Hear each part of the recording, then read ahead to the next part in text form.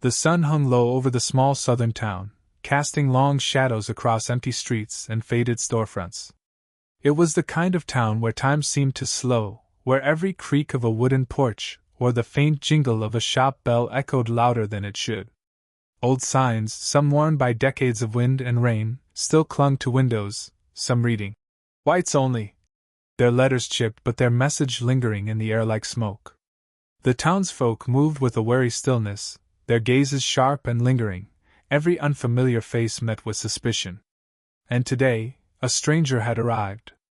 Down the narrow road, a black Cadillac pulled in, its polished surface catching the fading light. The car rolled to a smooth stop outside the diner, the kind of place that smelled of fried grease and old coffee. The engine's rumble faded, replaced by the hush of curious, guarded whispers.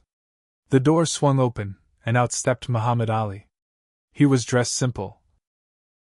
A plain white shirt tucked into dark slacks, sleeves rolled at the elbows, the faint glint of a watch on his wrist. No entourage. No cameras. Just him, and that unmistakable presence that turned heads whether he wanted it or not. The townspeople stared. Their gazes weren't kind. Ali felt them. He always did. But instead of shrinking under their stares, he smiled, calm, effortless, the kind of smile that unsettled men who relied on intimidation. His voice, soft yet deliberate, hummed a familiar rhythm as he locked his car with a soft click. Float like a butterfly. Sting like a bee. The words rolled off his tongue like a quiet chant, a reminder to himself more than anyone else. He moved with the ease of a man who knew exactly who he was, every step steady, unhurried. But the town watched every move, their eyes following him like wolves tracking prey. Faces peered from shop windows, a man on a bench froze mid-spit of tobacco, and inside the diner, forks paused mid-air. No one spoke, but the silence screamed loud enough. Ali walked past them all, his stride smooth, unbothered. Then he saw them. Parked in a crooked line by the diner's side were the motorcycles, gleaming chrome, snarling engines now resting silent. Around them lounged the Iron Wolves, the town's infamous biker gang. Leather jackets patched with snarling wolf emblems, their boots scuffed from too many fights, their faces rough and worn from years of trouble. They sat like a pack guarding territory, their laughter harsh, their eyes sharper than knives. As Ali walked by, their chatter died down.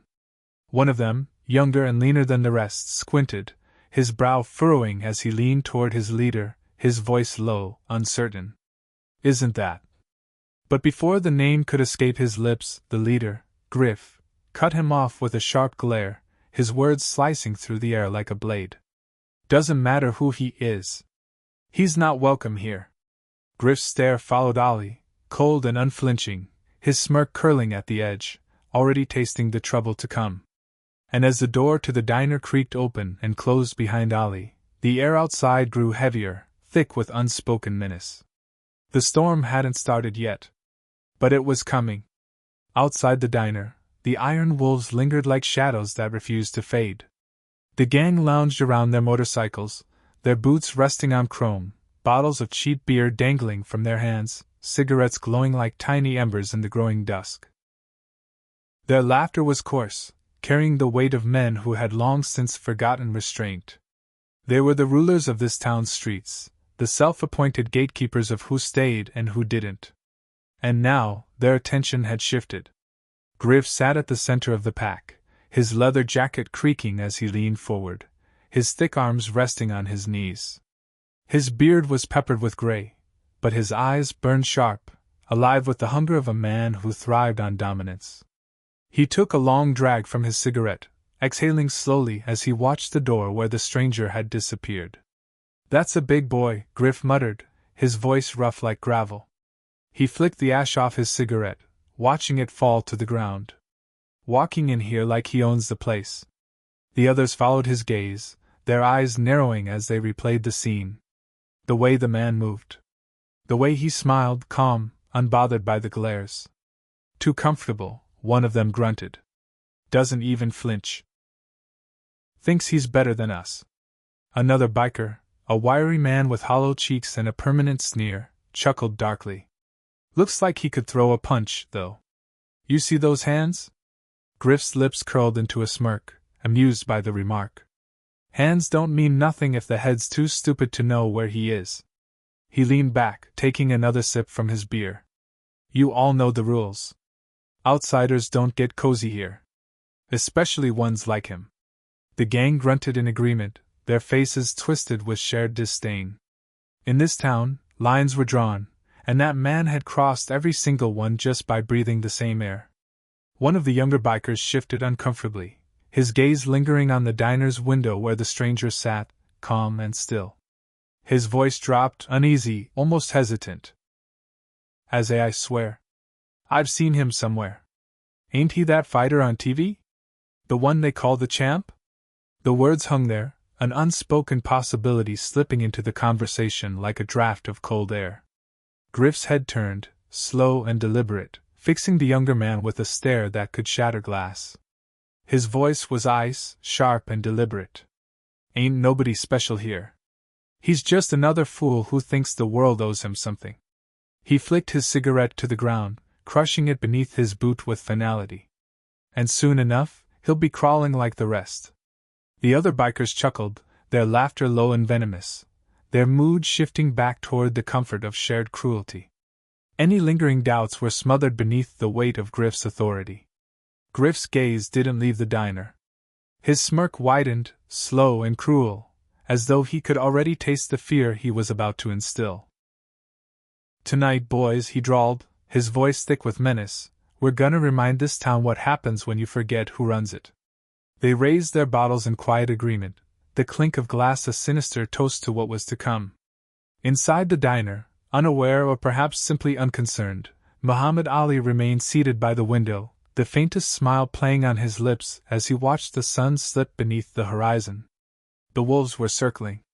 But the lion had yet to roar.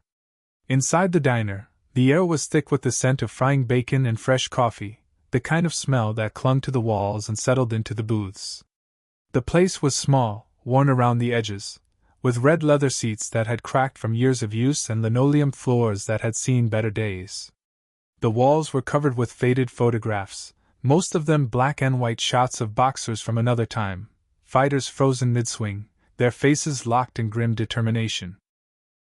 The jukebox in the corner hummed quietly, playing an old tune no one seemed to recognize anymore. Muhammad Ali slipped into a booth near the window, the leather groaning under his weight. He sat with ease, his posture relaxed, as though he'd been here 1,000 times before. He picked up the menu, though he hardly glanced at it, his fingers tracing the edges more out of habit than need. A waitress approached, wiping her hands on her apron.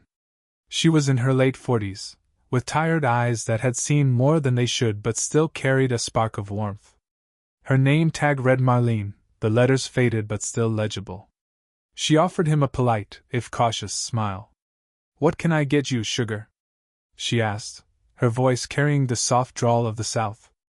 Ali looked up, his expression playful, a grin tugging at the corners of his mouth. "What's good here, Marlene?" he asked, his tone light, teasing just enough to pull a chuckle from her. She smirked, cocking her hip to the side.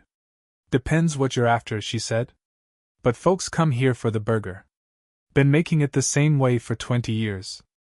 Ali nodded, closing the menu and handing it back without looking. "Then let's not mess with tradition," he said.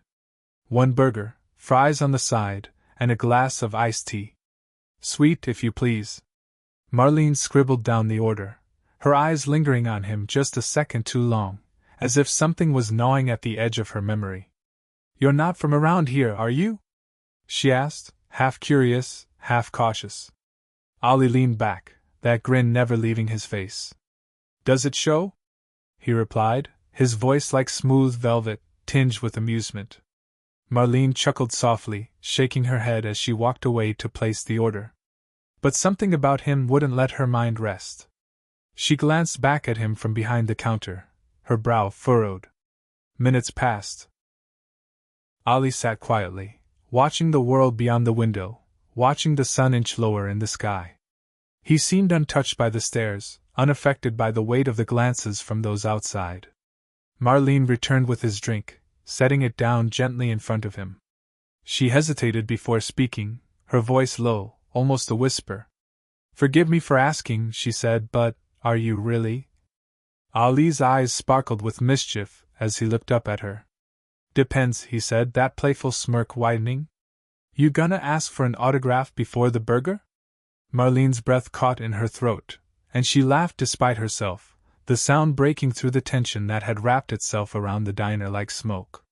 She shook her head, smiling now, though her gaze carried a shadow of concern. "You shouldn't be here," she said softly, leaning in just enough so only he could hear.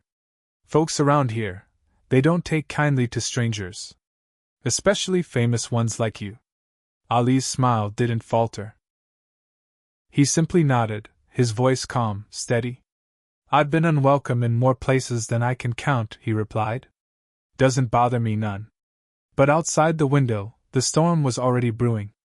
The iron wolves hadn't moved. They sat on their bikes, their eyes fixed on the diner, their gazes sharp and unyielding.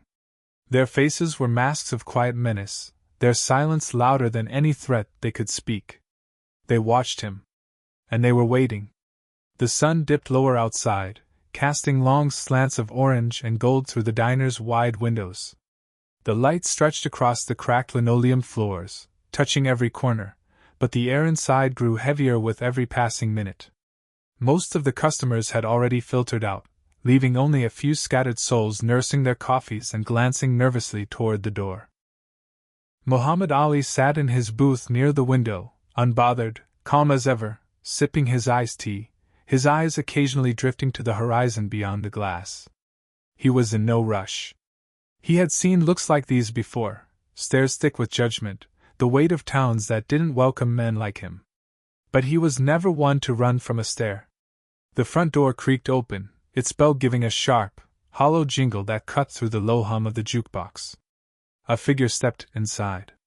He was tall, lean, with a greasy mop of hair slicked back and a leather jacket stretched tight over his wiry frame. His boots thudded against the floor, heavy and deliberate, every step slow enough to command attention. His eyes, small and beady, swept over the room before landing squarely on Ali. The diner went silent. Marlene, the waitress, froze behind the counter, her hands tightening around the coffee pot. She knew exactly what this was. The biker walked up to the counter first, his tone casual, too casual, dripping with mock friendliness.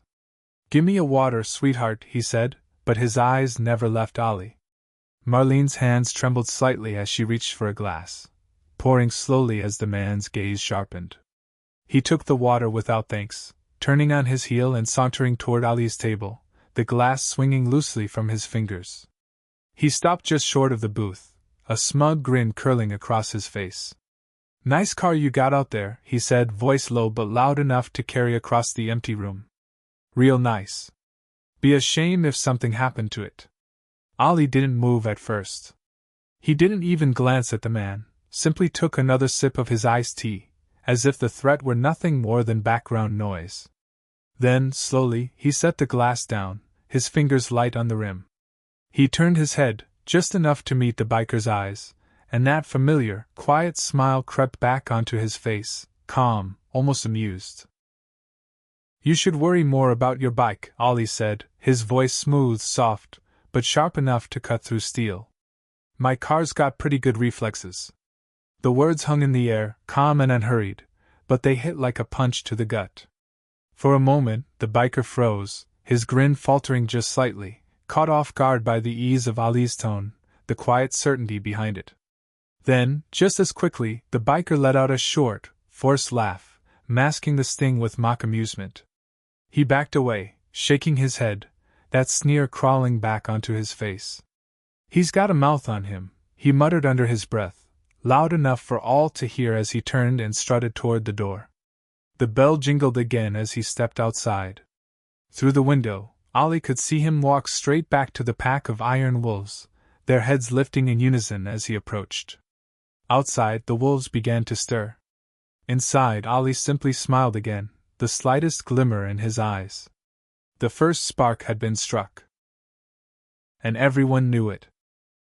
The sun had nearly vanished by the time Muhammad Ali finished his meal. The last traces of daylight stretched thin across the sky, painting everything in shades of deep amber and blue. The diner had grown quiet, empty except for the lingering scent of grilled meat and coffee. Ollie rose from his booth, calm and steady, wiping his hands on a napkin before tossing a few bills onto the table.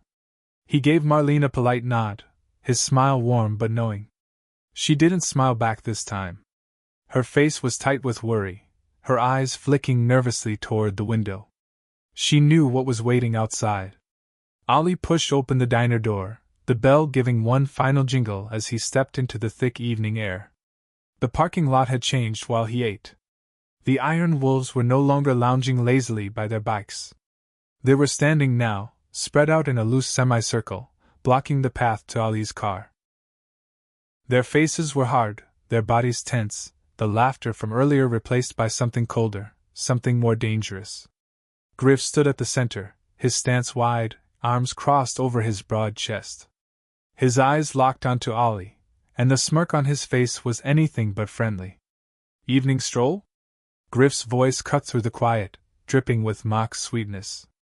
You didn't think you could just waltz out of here without saying goodbye, did you? Ollie said nothing at first. He simply kept walking, his steps slow but unwavering, his eyes fixed ahead. Griff's smile widened as Ollie approached, the gang tightening their circle, every boot scuffing against the asphalt. You got some nerve, boy, Griff sneered, his words sharp, meant to cut. Coming into our town. Eating in our diner. Parking that fancy car next to our bikes like you belong here. One of the bikers, younger and less certain, shifted on his feet, glancing at Griff with hesitation. Griff, maybe we ought to let this go. His voice was low, uneasy, as his eyes flicked toward Ollie's steady approach. But Griff didn't even look at him. His response came swift and brutal, his voice exploding with sudden fury. Shut your mouth, he barked, his words snapping like a whip. You forget who leads here? The younger biker recoiled, silent, cowed by the sudden outburst. Ollie kept walking until he stood just a few feet from Griff. He stopped there, calm, his hands at his sides, his gaze unwavering. Walk away, Ollie said, his voice quiet but firm, each word carrying the weight of iron. I won't ask twice. The words hung in the air, heavy and sharp, cutting through the night's quiet like a blade. For a heartbeat, no one moved. The gang stood frozen, their faces caught between rage and hesitation, unsure if they had just been warned or threatened. Then Griff laughed. It was a low, ugly sound, thick with contempt. You hear that, boys? He thinks he can tell us what to do. He leaned forward, his breath hot with the stink of beer and malice. Wrong town for that kind of talk, champ. The gang's laughter followed, harsh and grating, fueled by Griff's defiance. The earlier hesitation was gone, buried beneath the roar of mob mentality. Griff's hand moved, slow and deliberate, reaching behind his back. From his belt, he pulled out a length of heavy chain, its metal links glinting under the dim streetlights. He tossed it through the air with a casual flick of his wrist, the chain landing in the hands of the same biker who had hesitated moments before. The meaning was clear. No more warnings. No more words. It was time to teach a lesson. The gang's stance shifted, bodies leaning forward, fists tightening, their eyes alight with the hunger for violence. And through it all, Muhammad Ali stood still. Calm. Silent. Watching. Waiting. The storm had arrived. The parking lot was drowning in shadows now, the last light of day swallowed by the creeping night. The streetlights flickered overhead, their dull glow casting long, distorted silhouettes across the cracked pavement. The air was thick, heavy, charged with something electric and dangerous, like the breath before a storm unleashes itself. The iron wolves moved as one, their boots grinding against the asphalt, their bodies shifting forward in a slow, deliberate wave of menace. The chain glinted in the hands of the younger biker, its links swaying like a serpent ready to strike. Fists clenched, teeth bared, eyes burning with a hunger for violence. But Muhammad Ali stood there, unmoving. Calm. He watched them approach with the same ease he might watch clouds drifting across a summer sky. No fear. No rush. Then they lunged. The first biker swung the chain, the metal slicing through the air with a wicked hiss, aiming straight for Ali's head. But Ali moved. He didn't just dodge, he glided. His feet barely seemed to touch the ground as he shifted, slipping just inches away from the chain's reach, the motion so fluid it looked almost unreal. Time seemed to stretch in that instant, the world slowing to match his pace. The biker's eyes widened in shock, but before he could react, Ali's fist snapped forward. A left jab. Quick. Precise. Beautiful. The punch landed square on the biker's jaw with a sickening crack, his body folding instantly as he crumpled to the ground in a heap, the chains slipping from his fingers. The parking lot erupted. Another biker rushed in, roaring with fury, swinging wildly. Ali weaved through the punches, slipping left then right, his movements a masterclass of grace and control. Then came the counter. A short hook to the ribs, sharp and brutal. The biker let out a choked gasp, the air knocked clean from his lungs, and before he could stumble back, Ali followed with an uppercut that sent him sprawling backward, unconscious before he hit the ground. The others hesitated now, their bravado beginning to crack, but Griff's snarl pushed them forward. Go on, Griff barked, his voice thick with rage. Finish it. Two more lunged together, thinking their numbers would overwhelm him. But they were wrong. Ali met them head-on, his feet dancing over the pavement with that same effortless rhythm. He ducked low, slipping between them, their fists flying through empty space. He rose behind them, spinning on his heel, and delivered a devastating right cross to the first, sending him crashing face first into a parked motorcycle. The second barely had time to turn before Ali's fist drove into his gut, folding him in half. A final, lightning-quick jab sent him sprawling. In the haze of streetlight and smoke, Ali stood alone among the fallen bodies, his chest rising and falling steady, not even winded. The parking lot was silent now, save for the groans of the defeated and the crackle of a flickering street lamp. Ali's eyes swept over the remaining bikers, his expression calm, almost amused. His voice cut through the thick night air, soft but sharp, every word carrying weight. Who's next? He asked, his tone cool and unhurried. I got enough dance for all of you. The remaining bikers froze, their faces drained of color, their feet locked to the ground. The fear was written all over them now. They had come expecting a victim. Instead, they had found something else entirely. They glanced at each other, unsure, their courage evaporating under the weight of Ali's calm stare. No one moved. But Griff wasn't done. His pride wouldn't allow it. With a low growl, Griff reached behind his back once more, his fingers wrapping around a different weapon this time. He pulled it free with a slow, deliberate motion. A knife. Its blade gleamed under the sickly streetlight, long and sharp, the edge catching every flicker of light as he turned it in his hand. Enough games, Griff spat, his voice shaking with rage but laced with something darker, desperation. He pointed the blade toward Ali, his eyes burning with hate. Let's see how quick you are against this, champ. The bikers fell back, forming a wide circle around them, their faces tight with dread as they watched their leader step forward. Ali's gaze didn't waver. He stood still, watching Griff approach, his body loose, relaxed, as though he were watching a man walk toward his own defeat. And somewhere, behind that calm stare, the fire began to burn. The fight wasn't over yet. But it was about to end. The parking lot was still now, eerily quiet under the weak glow of the streetlights. The air hung thick, heavy with the scent of sweat, blood, and fear. All around, the fallen bodies of the iron wolves lay scattered across the asphalt, groaning, broken, their pride shattered along with their bones. Only two men remained standing. Muhammad Ali. And Griff. Griff's chest heaved, his breath ragged, the knife trembling in his grip. His eyes were wild, burning with hatred, desperation, and something worse, fear. But his pride wouldn't let him stop. Not now. Not after watching every single one of his men crumble like paper before this man's fists. He let out a guttural roar, the sound echoing off the surrounding buildings, and charged forward, the blade aimed straight for Ali's heart. But Ali didn't flinch. He didn't step back. He simply moved. With a grace that seemed to defy the laws of nature, Ali sidestepped the attack, his body gliding just out of reach as Griff stumbled forward, overcommit, and off balance. In one seamless motion, Ali's hand shot out, grabbing Griff's wrist, twisting it with a precision honed by years in the ring. The knife clattered to the ground. Before Griff could even register what had happened, Ali spun him around, locking his arm behind his back, and with a sudden, effortless sweep of the leg, sent him crashing face first onto the asphalt. The sound was sharp, final. Griff let out a pained grunt, pinned under Ali's weight, his arm twisted in a hold that left no room for struggle. Ali leaned down, his voice low, calm, steady, each word dripping with quiet authority. Respect all men. Fear no man. You remember that. Griff whimpered beneath him, his earlier bravado shattered, reduced to nothing more than a broken, trembling shell of the man who had strutted so proudly minutes before.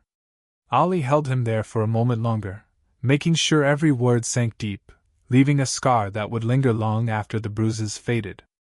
Then, just as suddenly, Ali released his grip, rising to his feet with the same fluid ease he had shown all night. Griff rolled onto his back, gasping, humiliated beyond words. Ali stood over him, his shadow long and imposing under the flickering lights. He looked down, a faint smile playing at the corners of his lips, not cruel, not mocking, but something quieter, sharper. Tell them, Ali said, his voice soft but cutting through the night like a knife, the greatest was here. With that, he turned away, leaving Griff sprawled on the pavement, too broken to follow, too humiliated to even speak. The fight was over. And everyone knew who had won. The distant wail of a siren pierced the heavy night air, growing louder as flashing lights painted the walls of the diner in shades of red and blue. A police cruiser rolled into the parking lot, its tires crunching over scattered glass and gravel.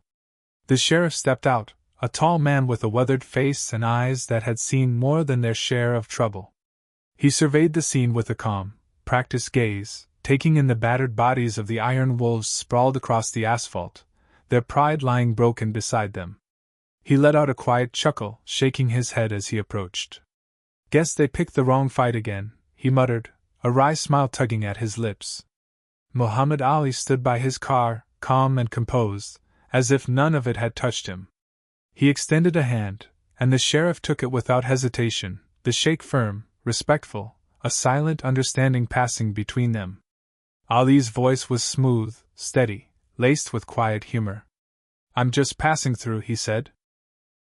No need to call the newspapers. The sheriff chuckled again, nodding as he stepped aside. From inside the diner, a cheer erupted, loud and heartfelt. Faces appeared at the windows, townsfolk who had been watching in silence now unafraid to show their gratitude. Marlene's voice rang out clear above them all, her words carrying across the lot. You're still the champ, Ali. Ali smiled, tipping an invisible hat toward her, then slipped into his car. The engine rumbled to life, and with a slow, steady pull, he eased out of the parking lot, leaving the wreckage behind. As the night swallowed him up, his voice echoed, soft and thoughtful, like a whisper carried on the wind. Float like a butterfly, sting like a bee, but always leave with grace.